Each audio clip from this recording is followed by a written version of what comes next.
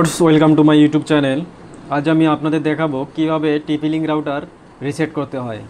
চলুন তাহলে দেখা যাক কিভাবে টিপি-লিঙ্ক রাউটার রিসেট করতে হয়। প্রথমে আমি টিপি-লিঙ্ক রাউটারের যে রিসেট বাটন আছে,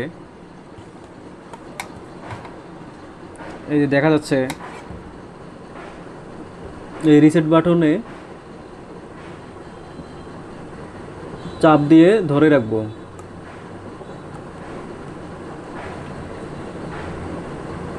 চাপ দিয়ে 8 থেকে 9 সেকেন্ডের মতো ধরে রাখলে রাউটারটি রিসেট হয়ে যাবে।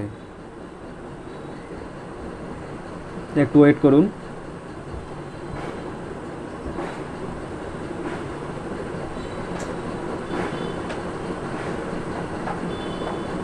সব বাতি যখন জ্বলছে, রাউটারটি অবশ্যই রিসেট হয়ে গেছে।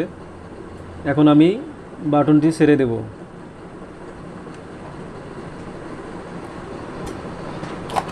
আমি যে রাউটারটি রিসেট করলাম তার মডেল হচ্ছে TLWR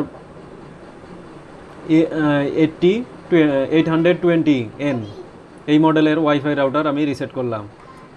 সব রাউটারেরই রিসেট বাটন আছে। সো ভিউয়ার্স, ভিডিওটি ভালো লাগলে অবশ্যই লাইক করবেন এবং কমেন্ট করে জানাবেন যে ভিডিওটি ভালো হয়েছে কিনা। ভিডিওটি ভালো লাগলে অবশ্যই সাবস্ক্রাইব করবেন। ধন্যবাদ সবাইকে।